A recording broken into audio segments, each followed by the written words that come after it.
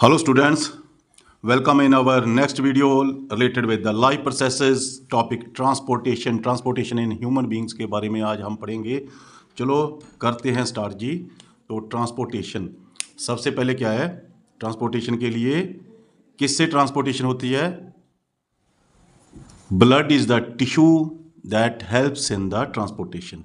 अभी ब्लड क्या है? एक कनेक्टिव टिश्यू है। Blood is the connective tissue. Connective tissue क्यों है? क्योंकि इसमें different types of cells connected हैं। प्लाज्मा है, प्लाज्मा के साथ different types of cells connected हैं, ठीक है ना। तो that's why it is a connective tissue, helps in the transportation of various materials to the sales and out of the cells. तो अब बात करते हैं ब्लड की।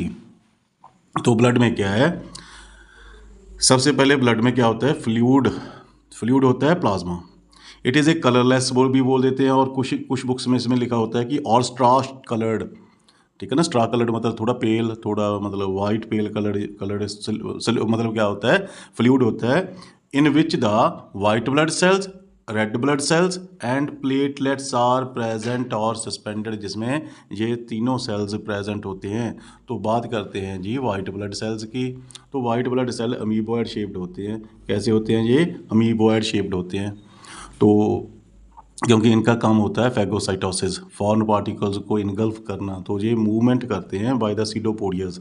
सो helps to defend the body from foreign particles, germs by engulfing them. Foreign particle, pathogens, जो भी micro organism होते हैं, पैथोजेंस होते हैं, डिसीज काजिंग ऑर्गेनिजम्स होते हैं, उनको ये इनगल्फ करते हैं, मतलब क्या कर देते हैं? मार देते हैं। तो बॉडी को प्रोटेक्ट करते हैं डिसीज से। तो नेक्स्ट बात करते हैं जी हम आरबीसी की। आरबीसी क्या होते हैं? आरबीसी रेड ब्लड सेल्स होते हैं, डिस्क शेप्ड सेल्स होते हैं, विच आर स्पेशलाइज्ड। ये स्पेशलाइज होते हैं क्योंकि क्या होता है, जब मेच्योरिटी हो जाती है ना, जब मेच्योर हो जाते हैं, जब when they are capable to carry, क्या होता है कि कैपेबल टू कैरी ऑक्सीजन। तो ऑक्सीजन के लिए इनको चाहिए हीमोग्लोबिन। तो हीमोग्लोबिन के लिए इनको चाहिए इनका वॉल्यूम। तो अपने वॉल्यूम को बढ़ाने के लिए अपने में से ये न्यूक्लियस को लॉस्ट कर देते हैं। सो मेच्योरिटी में आरबीसी क्या करते हैं? Lost their nucleus to increase their volume to carry more and more haemoglobin, so that it helps to carry more and more oxygen from lungs to the cells. Lungs से capillary, मतलब जो हमने पढ़ चुके हैं, ठीक है ना, रेस्पिरेशन में, एक्सचेंज ऑफ गैसेस में क्या है? कैपिलरीज लंग्स के सराउंडिंग होती है, वहाँ से ये लेकर जाते हैं, क्या लेकर जाते हैं? ऑक्सीजन लेकर जाते हैं सेल्स के लिए। तो haemoglobin is the main part है। ये हीमोग्लोबिन के कारण ही इनका जो ब्लड का कलर होता है वो रेड कलर होता है। Due to haemoglobin the colour of blood is the red.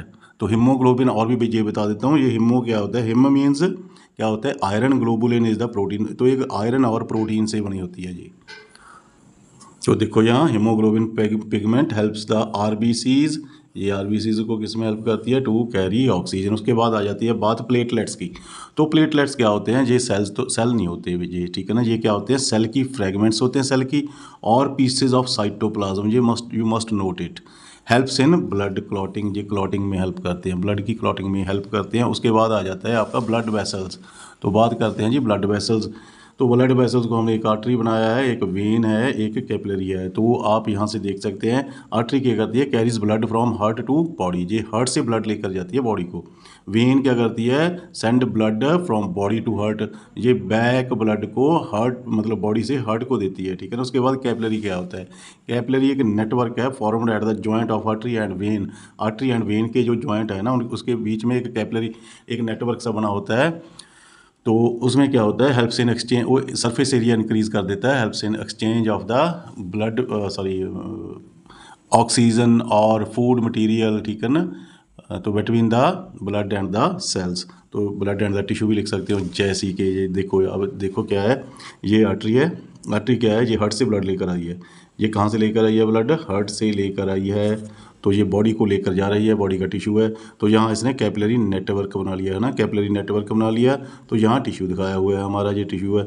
तो टिश्यू को ये रेड कलर से मैंने शो कर दिया है। रेड कलर ये ब्लड दे रही है टिश्यू को। ये टिश्यू को क्या दे रही है? मतलब ब्लड में से, सॉरी, ऑक्सीजन दे रही है, न्यूट्रिशन दे रही है। और मैं ब्लैक कलर से दिखाया है, ये कार्बन डाइऑक्साइड ले रही है, और भी जो वेस्ट मटेरियल हैं वो मतलब किसमें? ब्लड में चले जा रहे हैं। तो यहाँ आकर ब्लड क्या हो जाएगा? ब्लड हो जाएगा डीऑक्सीजनेटेड। तो यहाँ लिख सकते हो आप ऑक्सीजनेटेड ब्लड, ऑक्सीजनेटेड ब्लड आ रहा है तो यहाँ आके डीऑक्सीजनेटेड हो जाएगा, ऐसे डीऑक्सीजनेटेड हो जाएगा।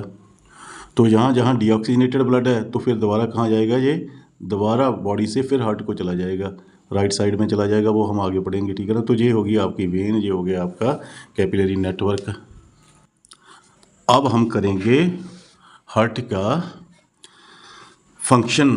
तो ये मैं दिखा रहा हूँ आपको, ये है राइट साइड, राइट साइड हो गया, राइट ऑरिकल हो गया ऊपरला, ये हो गया इसका राइट ऑरिकल, ये हो गया इसका लेफ्ट ऑरिकल, ये हो गया इसका राइट वेंट्रिकल, ये हो गया जी इसका, ये हो गया इसका लेफ्ट वेंट्रिकल, ये नोट कर लेना। उसके बाद हम एक बात याद करेंगे, R D Sharma. R D Sharma में एक्स्ट्रा होता है, तो एक्स्ट्रा मीन्स ज़्यादा होता है, तो मैं तो एक बात याद करता हूँ कि आर डी के साथ याद हो जाता है, ठीक है ना। आर डी शर्मा में से जो भी एक्सेस मटीरियल होता है, तो एक्सेस में मैं तो ये सोच रहा हूँ कि ये कार्बन डाइऑक्साइड रिच होता है, तो इस करके आर डी से ये हो गया राइट साइड में कौन सा ब्लड आता है, deoxygenated blood.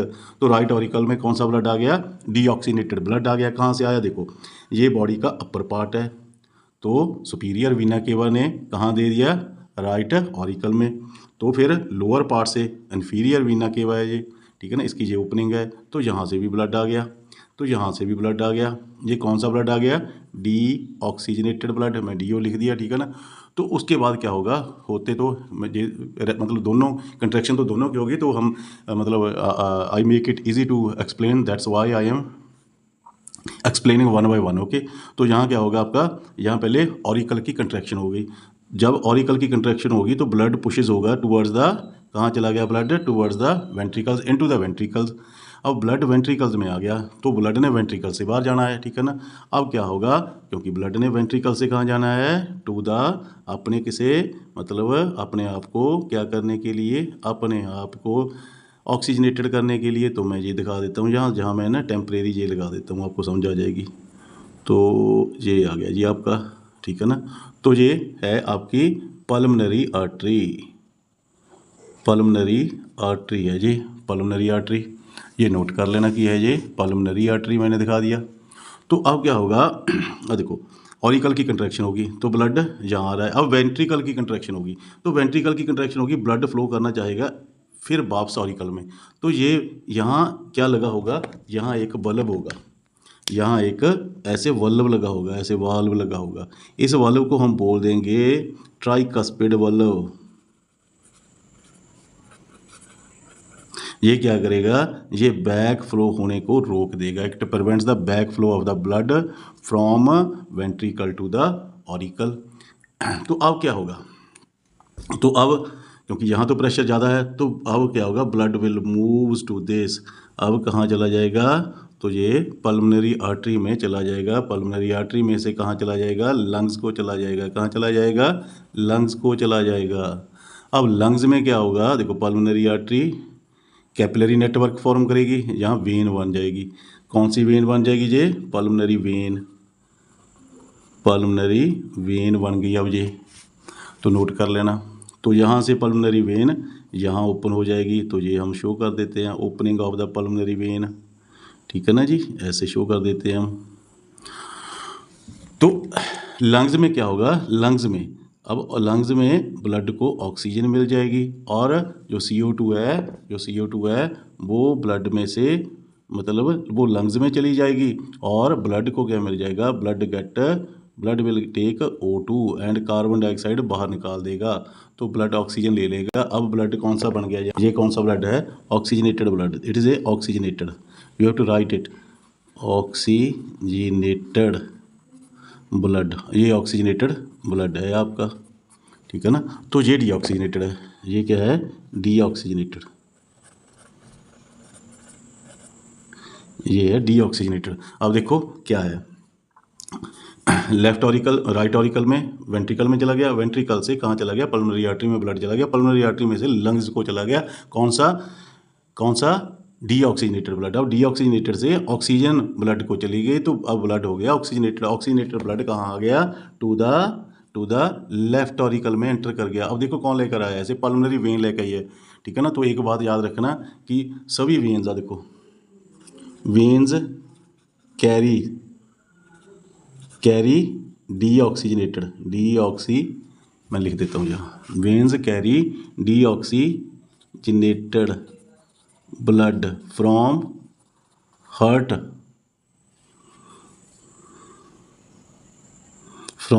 Body to heart.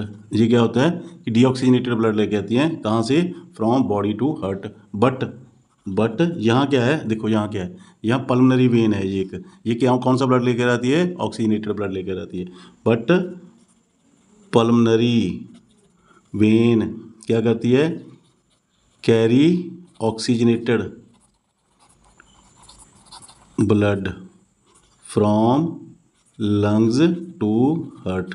ये याद कर लेना, स्पेशल नोट है ये। चलो नेक्स्ट, अब क्या है, अब क्या होगा, अब लेफ्ट ऑरिकल कंट्रैक्शन ऑरिकल्स की दोनों की सेम टाइम होती है। चलो मैं बात करता हूँ, अब ये ऑरिकल कंट्रैक्ट हुआ तो ब्लड कहाँ पास हो गया, इनटू द लेफ्ट वेंट्रिकल। अब लेफ्ट वेंट्रिकल का वैसे साइज़ यहाँ मैंने बड़ा शो हो गया, वैसे इसका साइज़ बड़ा होता है, लेफ्ट वेंट्रिकल का साइज़ बड़ा होता है। अब लेफ्ट वेंट्रिकल से जब वेंट्रिकल की कंट्रैक्शन होगी तो ब्लड वापस मुड़ना चाहेगा, ठीक है ना, पर बैक फ्लो को प्रिवेंट करने के लिए यहाँ भी वल्व लगा हुआ है, इसे बोल देते हैं बाइकस्पिड वल्व, बाइकस्पिड वल्व। तो ये भी हो गया। अब बैक तो नहीं जाएगा, फिर कहाँ जाएगा, अब यहाँ लगी होती है मेन आर्टरी। मेन आर्टरी को मैं यहाँ शो कर देता हूँ, मेन अरोटा। अब ऐसे शो कर देते हैं हम, ऐसे शो कर देते हैं मेन आर्टरी को, ठीक है ना, मेन अरोटा यहाँ लिख देते हैं, this is the main aorta. आप लिख लो, ऐसे लिख लेना, मैं थोड़ा दूर लिख देता हूँ, मेन अरोटा। ये क्या है, मेन अरोटा।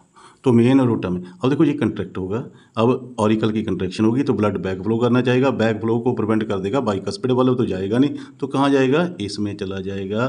तो इसमें से कहाँ जाएगा, टू द बॉडी, तो होल बॉडी को अगेन, ठीक है ना, अपर एंड लोअर बॉडी को मिल जाएगा। एक बात ज़रूर याद रख लेना कि देखो यहाँ से आर्टरी, हमेशा आर्टरी कौन सा ब्लड लेकर जाती है बॉडी को, आर्टरी आप याद रखना, आर्टरीज कैरीज ऑक्सीजनेटेड